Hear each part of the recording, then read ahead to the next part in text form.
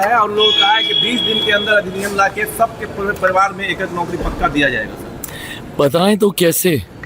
दिक्कत तो यही है ना कि जब आपको सरकार में आना ही नहीं है, जब आपको अपने वादों को पूरा करने की जिम्मेदारी ही नहीं है, उस बात का एहसास ही नहीं है, तो झूठ बोलने में क्या जाता है। अभी तो इन्होंने शुक्र कीजिए कि परिवार में एक सरकारी नौकरी बोली है। झूठ बोलने पर अगर ये लोग आ जाएं तो हर एक व्यक्ति को सरकारी नौकरी बोल देंगे कि 14 करोड़ बिहारियों को हम लोग सरकारी नौकरी दे देंगे। झूठ बोलने में ये लोग इतने माहिर हैं। बहरहाल ये जितनी बातें हैं प्रैक्टिकल, अगर आप इसको दृष्टि से नहीं देखिएगा, और मैं मानता हूं कि बिहार की जनता, बिहारियों में इतना बुद्धि, इतना विवेक होता है कि उनको हर चीज़ के, हर पक्ष के, हर पहलू का की जानकारी उनको होती है। आज की तारीख में हम लोग को जाके कहीं पे बताने की ज़रूरत नहीं पड़ रही है किसी भी बिहारी को कि भैया कहाँ से दीजिएगा, पैसा कहाँ से आएगा आपके पास, राजस्व कहाँ से अर्जित कीजिएगा।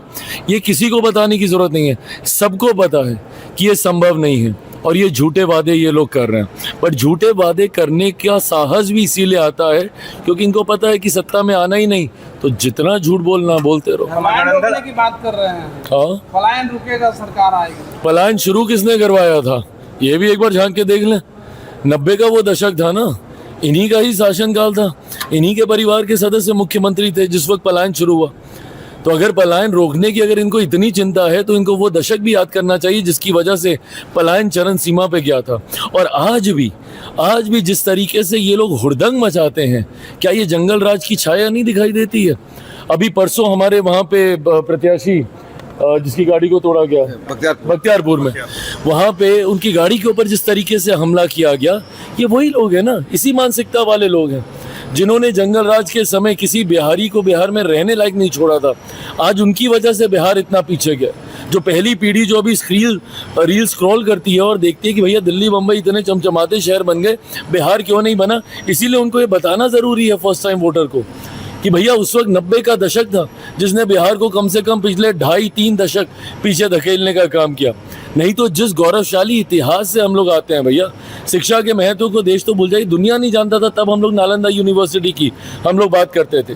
एक से एक महापुरुषों की ये धरती रही है, कहने की ज़रूरत नहीं है भाई। बड़े बड़े अधिकारी, पदाधिकारी बिहार से होते हैं, IAS IPS ऑफिसर्स आप बोल लीजिए, मीडिया हाउस में देख लीजिए, बिजनेस हाउसेज में देख लीजिए।